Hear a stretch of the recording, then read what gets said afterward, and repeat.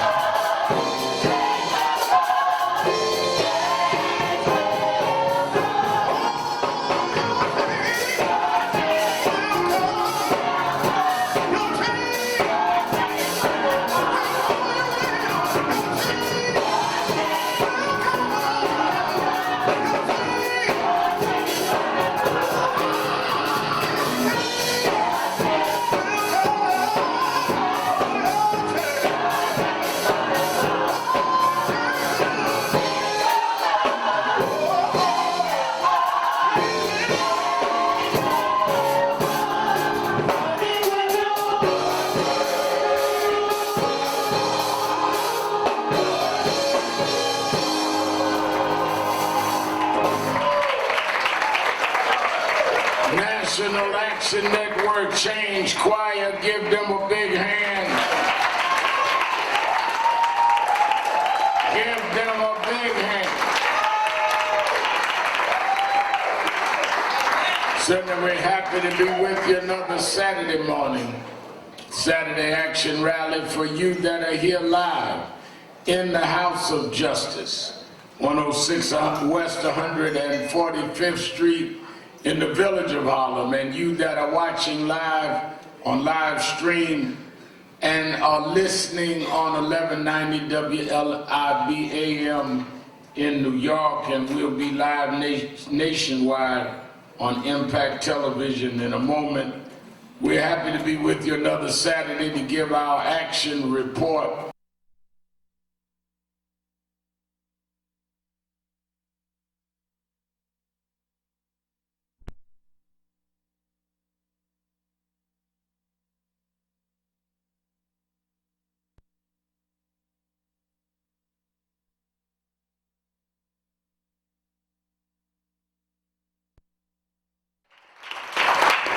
Pastor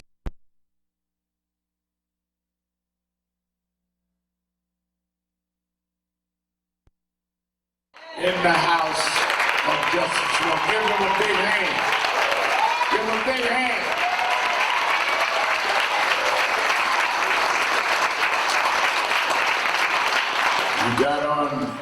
yellow t-shirt the day you a kingdom builder. Shaheed, you got to bring me one of these yellow t-shirts to wear. All right, we're glad to have them, and certainly we are happy. On it last week, and they were not there, but when you have served as long and as selfless as him, he gets an extra birthday. We celebrated last week the birthday of Bishop Herbert Daughtry.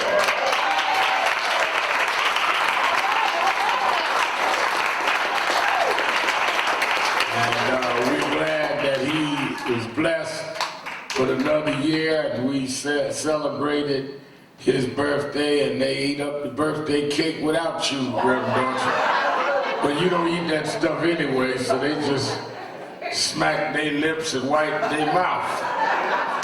But we have, our lives and our city has been blessed and different because God gave us a Herbert Daughtry.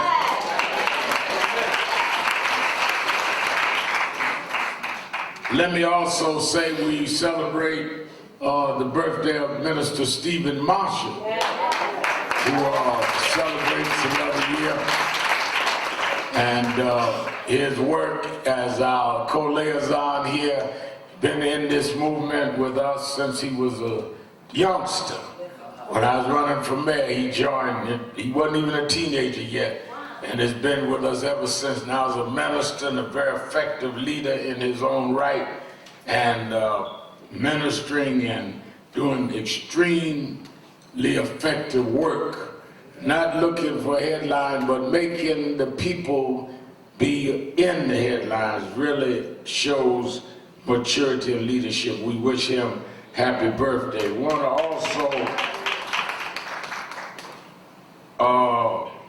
also we want to give our condolences to the family of Yvonne Boyce, one of our members who passed on this week. I want to join William Allen in welcoming the Independent School Bus Operators Union. And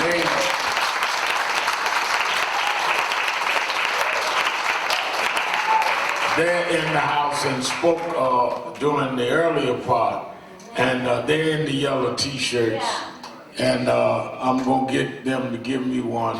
Now that, you know, I can fit a small now in anything. And I see the yellow bus, but I didn't know that I had to wear a yellow t-shirt. I can get in anything now. Let's welcome our Impact Television family.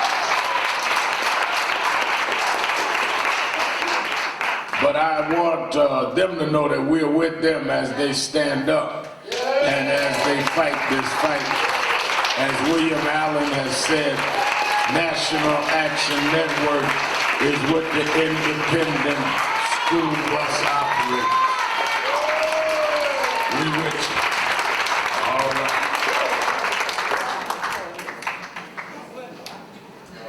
There was, in the last 25 days, just in this year alone, there have been 3 police killings in the state of Connecticut.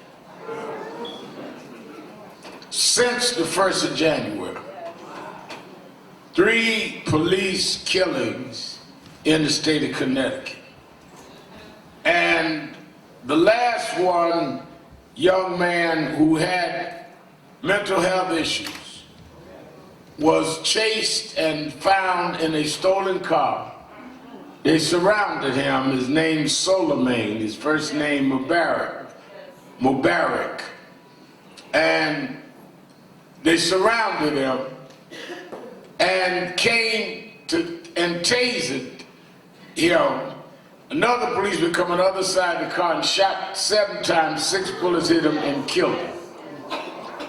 His family saying, we do not defend him being in a stolen car. We do not support carjacking. But you apprehend people, particularly people that have issues, and you arrest them, you do not kill them.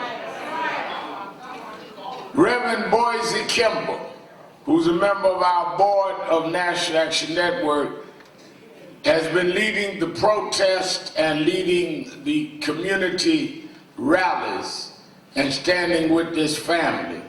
And on tomorrow at 1 o'clock in New Haven, Connecticut, this happened in West Haven, in New Haven at Reverend Kimball's church, Mount Calvary, New Mount Calvary Baptist Church, will be the memorial service for this young man, and I will be there to be a speaker for him, demanding justice. In the midst of all of this, you again have to ask the question, why there is a different reaction in different communities. Why do you shoot first and ask questions later in our community, but you ask questions first and go through all of the procedures in other communities? We are not asking for favors, we're asking for equal protection under the law. Now, as soon as we raise the question, immediately there are those that will accuse us of being anti-police. But it is not about anti-police, it is about being anti-imbalance in police procedures. And let me tell you something, people do not understand. One of the things that is incredibly insensitive is when they talk beyond the grievance and only deal with the ideology or the political question.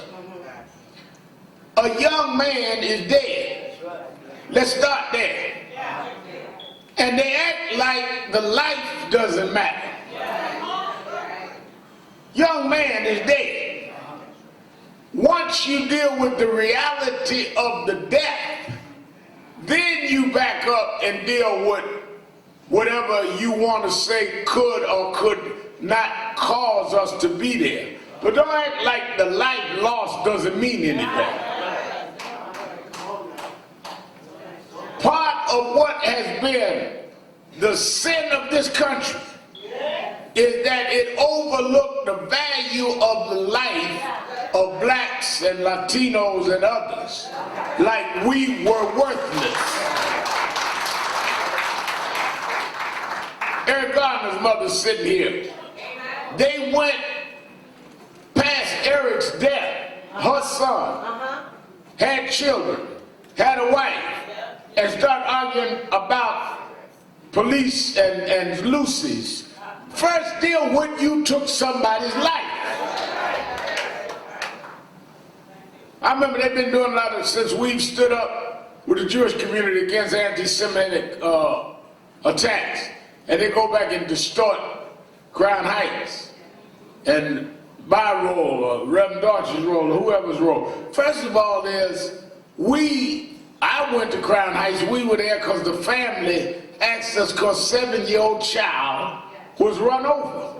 Now, whether the reaction of the community was right or not, certainly should have been violence. Don't act like the 7-year-old kid laying there in the street dead means nothing. And part of what has happened, as I started to say, is that when this country was formed, and when they decided to build this country by engaging in slave trade, the only way you can justify using human beings as free labor, using human beings that you're not going to pay, using human beings that is going to make you a profit and make you wealthy, and you not give them anything, is to act like they are less than human and have no value. It's the only way you can justify that. You can't look at someone as equal to you and then make them work for nothing.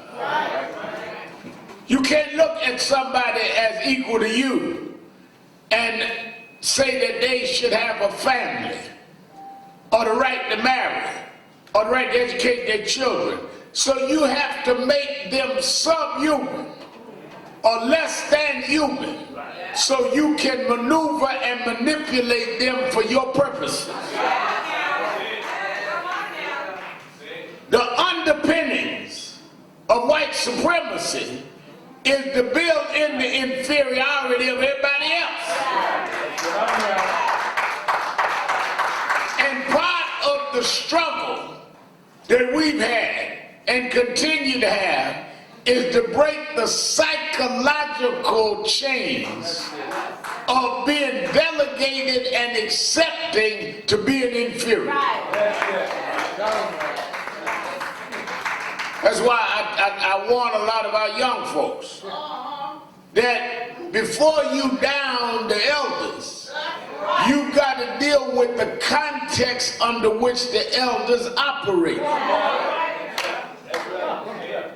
There was a whole difference between how some people that dealt at a time of being in the back of the bus by law, being humiliated by not being able to even buy a cup of coffee or to release their body in the bathroom, and for them to be able to develop their skills and their talent and make it anyhow, than you that didn't have them impediments. So to compare somebody that operated in the 50s and the 40s to somebody that's operating now in 2020 is an unfair comparison. Talking about I wouldn't have took what my grandmother took. Well, you did not come in the context your grandmama came in. It's easier for you that had access to everything and a master's degree to critique people that were robbed of none of that, or robbed of all of that, because they were deemed inferior.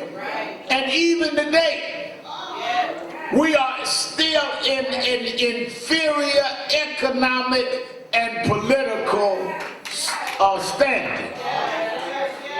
One of the things that Michael Bloomberg said last week, and y'all know me and him argued, but he said one thing right. He went to Tulsa, Oklahoma, and talked about how black families are 10% in wealth of white families in this country.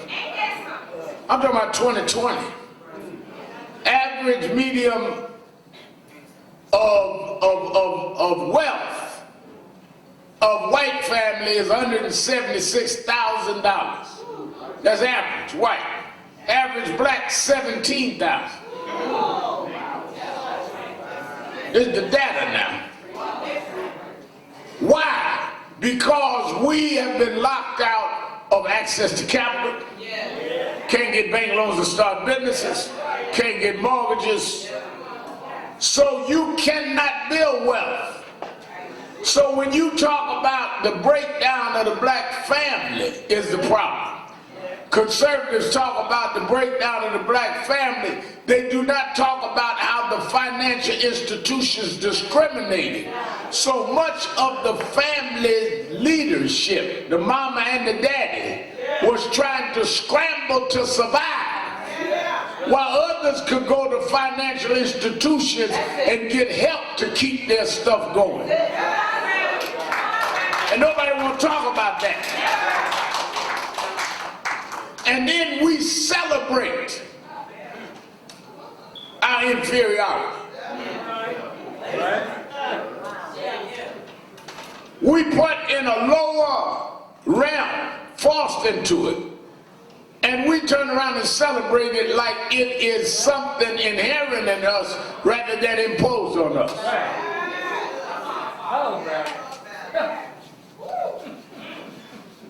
And we have got to understand, until we get out of an inferiority psychology, we can never be free. The first place that you must land in order to be free is to think and act like somebody free.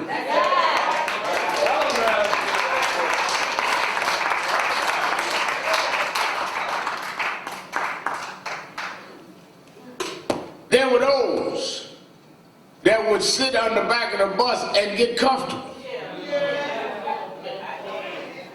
because they had psychologically adjusted to a back of the bus mentality.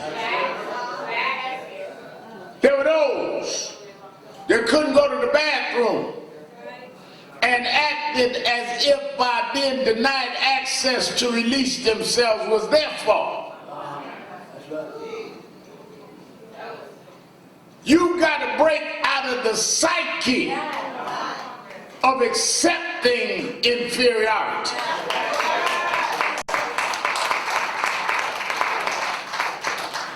Rosa Parks used to tell a story. I was honored to be one of the speakers at her funeral. She used to tell a story when she was on the bus that day and sat in the front and refused to give up her seat. There were other blacks on the bus. They just sat in the back. And when she would move, some of the first people to criticize her were the other blacks on the bus.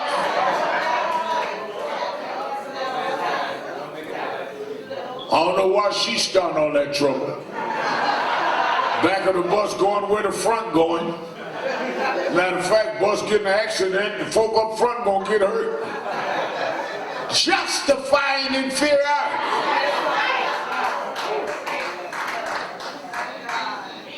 That's where stay in your place comes from. They tell you stay in your place. You don't know your place. No, you don't know my place.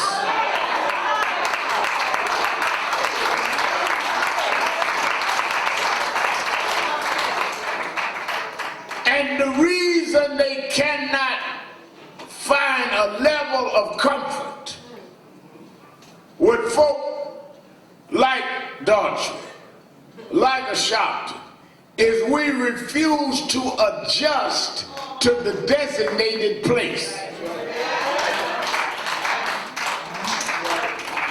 I was on, some of y'all watched, we did the interview with Kathy Hughes, and she asked me about, you were a boy preacher, I stopped preaching, I was a little boy, Shaheed, and Church of God in Christ, one of the patriarchal bishops of the church. Why did you go into civil rights? Why National Action Network? Why didn't you become a big mega preacher? I said, because my ministry that I was appealed to was to do social justice and be a broad minister globally. I chose to answer that call. I could have been a mega preacher, but that wasn't my calling. I know how to do that. Grew up in the Church of God in Christ. Later became Baptist. I chose to follow what God told me. I saw what Jesse Jackson and Jim Bevel and them did, who didn't pastor churches, and chose to go that route. I'm not criticizing those that went another route, but don't criticize me.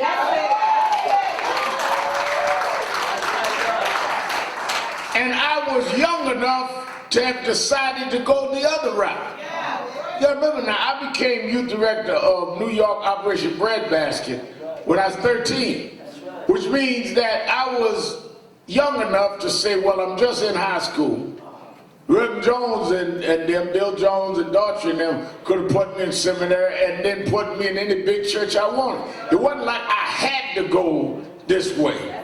I was young enough that I could have guided anyway. I decided at that young age that was not my ministry.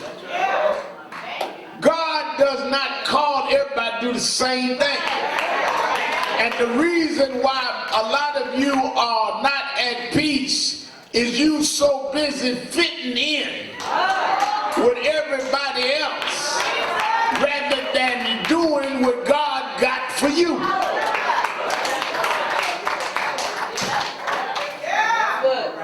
I ain't never tried to fit in. Right there. And maybe because I grew up a boy preacher, all my classmates, all of my friends in the neighborhoods, parents come hear me preach. So I was always different. So I yielded to my calling. One of the things you got to do in life is yield to your calling. What works for others don't work for you. That's right. Well, my friends think this. Well, your friends think the way your friends are going. You got to think and answer what is compelling you inside. But it runs right back into inferiority. If people beat down your self-esteem, both collectively and individually, you will spend your life trying to fit down into some perceived place rather than stand up and celebrate who and what you have been called and were birthed into being.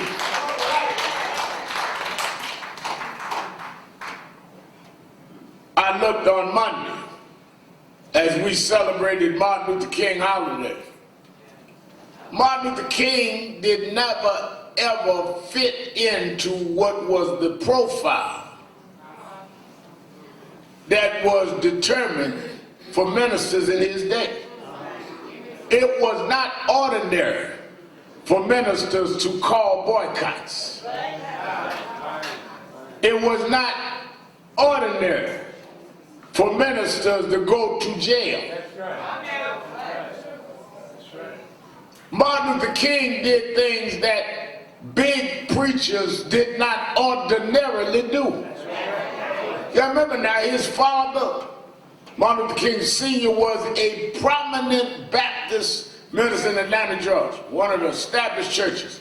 His grandfather was a presiding elder, one of the leaders of the Baptist church.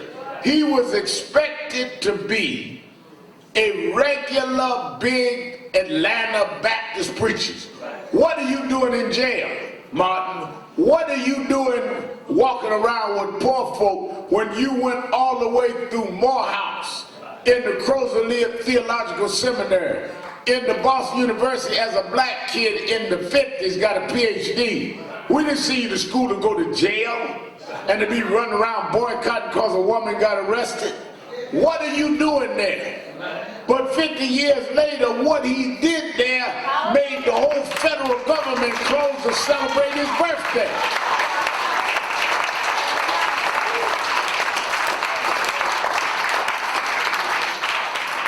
If you answer the calling on your life, God will give you the blessing for answering the calling. If you want to run with the crowd, then you get what the crowd has. Nothing. That's it. Because that's why the crowd is in the crowd.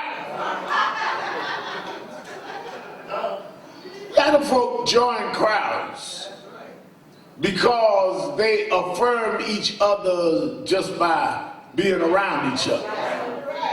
You got to be strong enough to stand out by yourself. And sometimes God will isolate you so he can shape and mold you into what he wants. So he ain't got to fight all them folk you hanging around. God ain't gonna just break in the club and drag you out the club.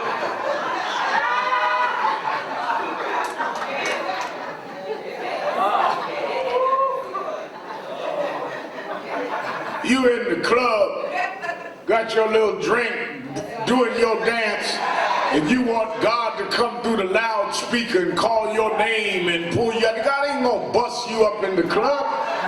Sometimes he will let the different things that happen in life make you find yourself by yourself. And you will ask yourself, how did I end up here? And part of it is God got you isolated so he could talk to you. Because you had too much else going on. You had too many people in your ear. So I'll get you by yourself So can you hear me now? Ain't nobody but me and you.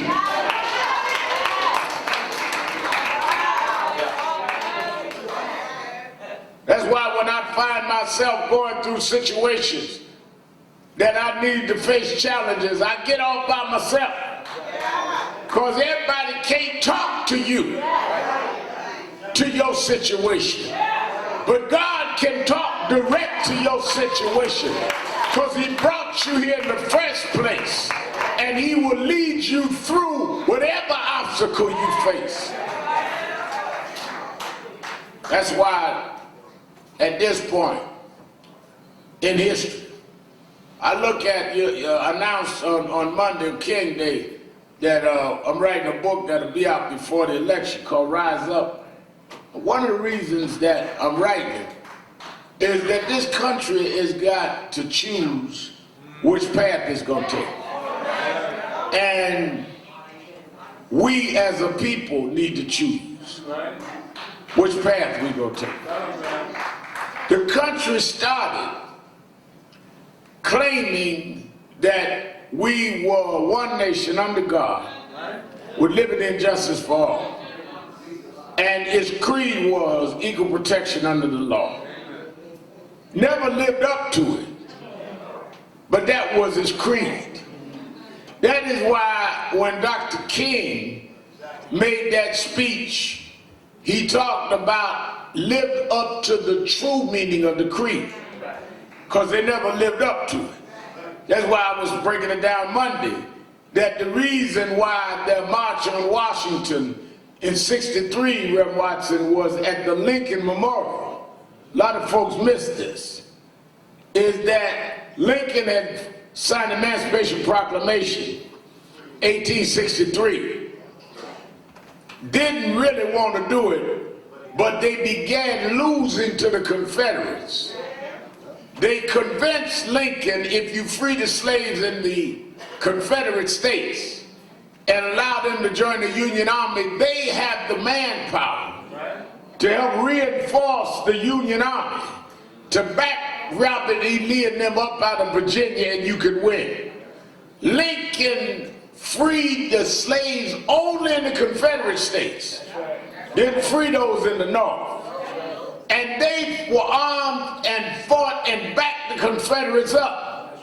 Part of the deal was that on January 1st, 1863, that they would be free. That's where Watch Night meeting come from. Watch Night was not about sitting around waiting on the clock to strike midnight, and you be in church acting holy, and 10 minutes later be in the club acting like you wasn't in church. That was not Watch Night. Watch Night was those that had been enslaved was looking at the clock to see if Lincoln would keep his promise and they could walk off the plantation and be free. That's why some communities, they have New Year's service. We have Watch Night service, because we had something to watch for. And Lincoln promised they would get free, they would get full citizenship and full rights. January 1st, 1863. 100 years later, to the year 1963, is when they went to Washington. And they didn't go to the Washington Monument. They didn't go to the Jefferson Memorial. They went to the Lincoln Memorial. Because that is where Dr. King said, Mr. Lincoln, you promised. Washington didn't promise, you promised. Jefferson didn't promise, you promised. They came to collect on the promise Lincoln made. And the body of the speech, he says, America gave blacks a check that is bounced in the Bank of Justice.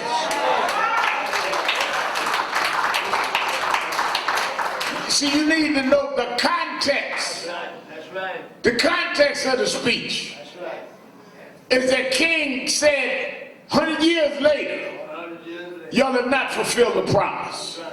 Gave us a check that bounced. Gave us a bad check. And we come to ask you to make the check good. If you didn't intend to do it, you shouldn't have wrote the check. That was the context. Now you got to remember now, in '63, when they marched on Washington, those that came from the South had to ride the back of the bus to get to Washington. They had to pack fried chicken sandwiches in their little paper bag because there wasn't a restaurant that would serve them until they got across the Mason-Dixie line. They had to sleep in their cars and buses on the side of the road because there wasn't motels that would let blacks rent a room. But they came anyhow. And because they came in '63, by '83, we had members of Congress black. And by 2008, we had a black president. We never stopped coming and we never stopped fighting.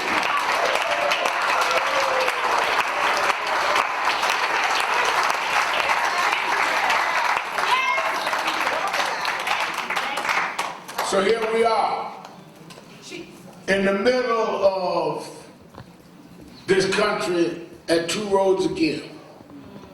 Went all the way from the back of the bus to the Truman balcony in the White House with Barack Obama. And it wasn't just a journey for a black family. That president brought affordable health care to 23 million Americans that didn't have health care. That president started criminal justice review that made police have to wear cameras, and that put consent decrees on cities that had a pattern of police abuse. That president dealt with educational inequality. That president gave us a road that followed where we had headed toward making that promise fulfilled. But then there were always those on the other road. And that road was symbolized by his successor that says right is might and might is right. And that says that you judge the value of somebody by their wealth, not by the value of their characters. I was reading this week, somebody wrote, character is not, the power does not change character. Power reveals character. If you got bad character and you give somebody with bad character, it is going to only show everybody their bad character.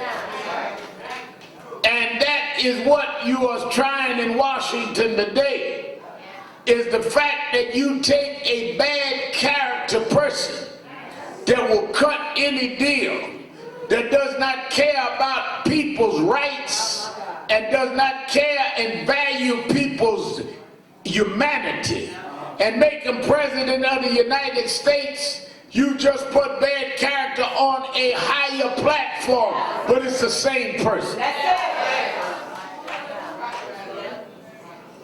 So you got this president that, despite the fact that Ukraine, I want y'all to get this now, Ukraine was at war with Russia. A lot of it was they wanted to run this oil pipeline through their land and deal with the wealth of that, what it would mean to all of Europe. They had to defend themselves against the Russians. The United States made a deal with them, I think it was in '94, that if you agree not to build and maintain nuclear weapons, we will protect you from Russia. Here comes Trump violating a deal that they kept, because their only leverage was to have nuclear weapons to defend themselves against the Russians. They kept the deal. And and the United States would continue to give them military aid and military equipment. They passed the legislation to give another $391 million. Trump comes in and holds the money. So I don't care about what we promise. I don't care that y'all are vulnerable with no nuclear weapon. I don't care you've been our ally. I'm not giving the money up until you help smear my political opponent. That's what's on trial. And it has been testified to and established that he against the law. The GAO said it was against the law. Held the money to smear Joe Biden, who he feels will be his opponent. The question is which way the country will go. Will you choose right over wrong? Will you choose standing up to your word or not? Will you say that nobody, including the president, is above the law? Trump ain't on trial, America's on trial.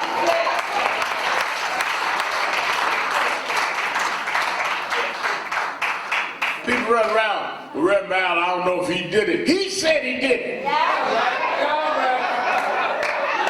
Ain't no question he did it. Question is what you gonna do about it. Well, I don't know if it's impeachable. Well, if holding up federal money approved by Congress that the government accounting office says is illegal to hold up, if that is not impeachable for your own self-serving, your own politics, if that is not impeachable, then what's impeachable?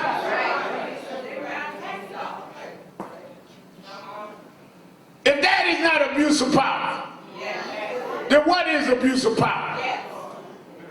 You about to wreck the whole balance of power of co-equal branches of government because you're mesmerized by this foolishness Trump is saying.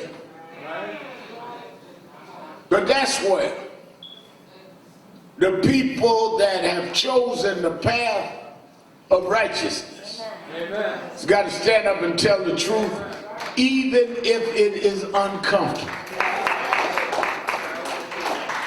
Because you're part of a family of truth tellers. A family that wouldn't go to the back of the bus. A family that would protest and stand up. That is where you come from. Or you can go another path and disconnect yourself from that family. Yeah, I was reading, I heard a guy talking the other day, Dr. Hamilton, about Daniel. Daniel, y'all need to really read that story. Daniel was a part of the lineage of King David. Daniel was in the lineage of the royal family of King David. They were captured, Daniel was captured at a young age and brought into Babylon. But part of Daniel's gift, God gives everybody a gift. Everybody in here got a gift. Your gift may not be my gift may not be your gift, but God doesn't give anybody life without giving them something special for them. It's bad when you misread your gift. Your gift is what is given to you, not what you necessarily want. I know folk want to be great singers. I don't care how much your mama clap, you can't sing. That ain't your gift.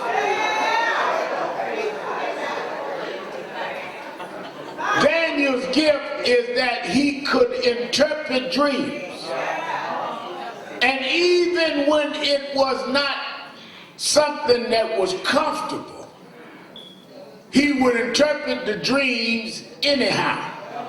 And if God gives you a gift, even in captivity, you can exercise your gift. That's why, you know, you got lawyers, and I see these lawyers with these huge offices and making a lot of money and doing all of that, and soon they end up going out of business. But God gifted a Michael Hardy with a heart for the people. So he exercises his gift. He got as much law training as them, much education as them. But they wouldn't think of being in a big storefront every Thursday, last Thursday every month, serving people that they wouldn't get paid for. But they wouldn't change history either.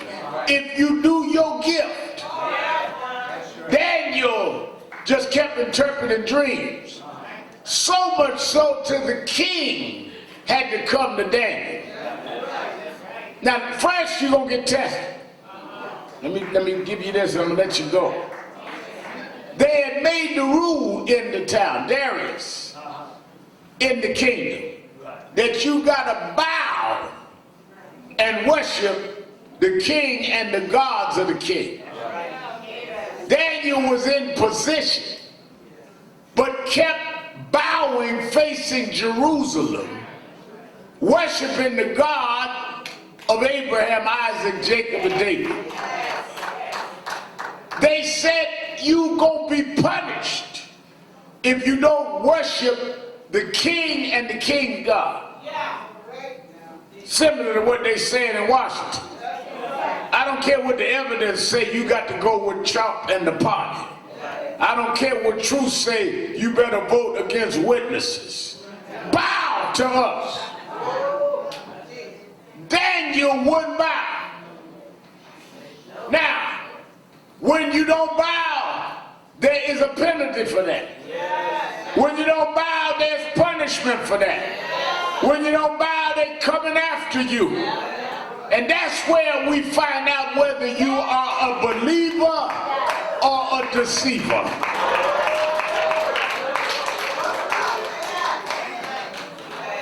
The king liked Daniel, but he said, I got to enforce the law. And he said, put him in the lion's den. But if you serve a God that got all power in the hand, and if you have faith that that God wouldn't have brought you in a situation that he wouldn't bring you out of, you can go to sleep in the lion's den. Because the same God that made you made the lions. And all God got to do is take out his cosmic keychain and get the key and lock the lion's jaws. Shocked that if you don't go in line, we're going to do this and that. Yeah, I know what you can do, but I know the God of the lions did. I'm going to still interpret this dream. You got the lion's den, but I got the God of the lions.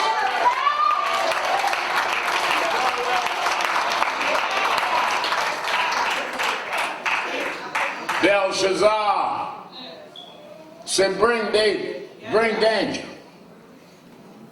And the king said, I got this troubling dream that my interpreters, my wise men, can't figure it out. We was having jam,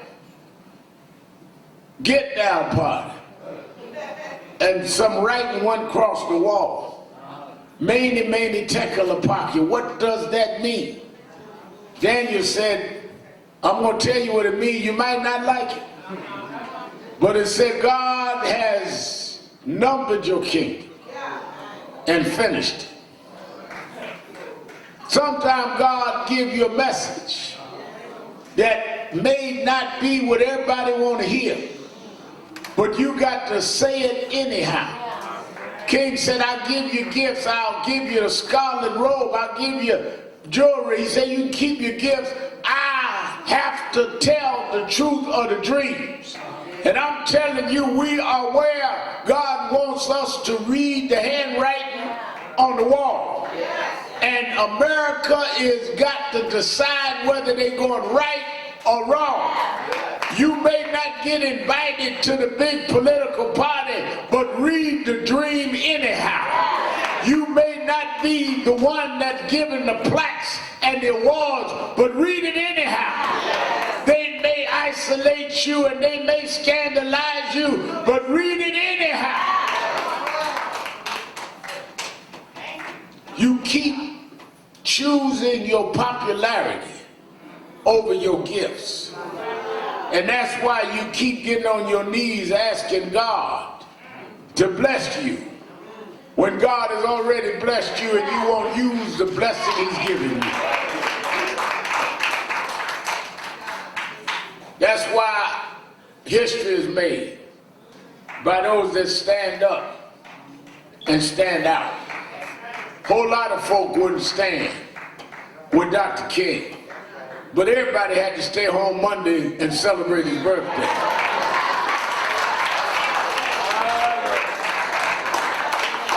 Rosa Parks didn't have no company when she sat in front of the bus. She went to jail by herself.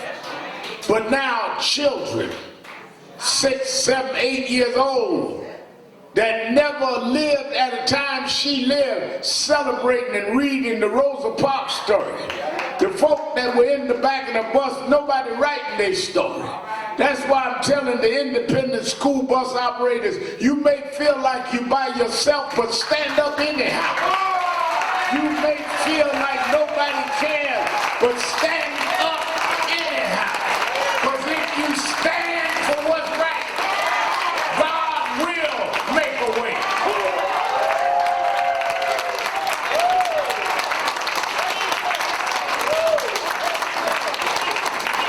I don't know, in every case we fought, I didn't know what the end would be.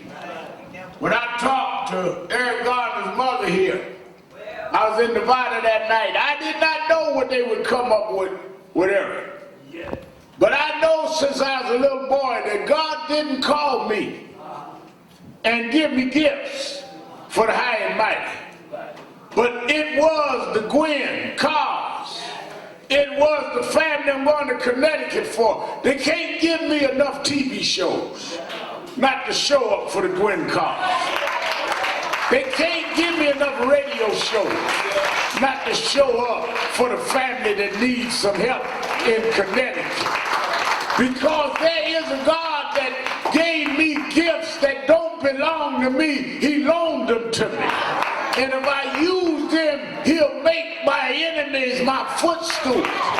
He promised make a way out of no way and provide all of my needs. There is a God that sits high, but he looks down low. And if we're right, he'll fight our battles if we just keep still, and hear the voice of God. You look strong now, Trump, but there's handwriting on the wall. If you don't bow to the real God, you can ride high, but it won't last.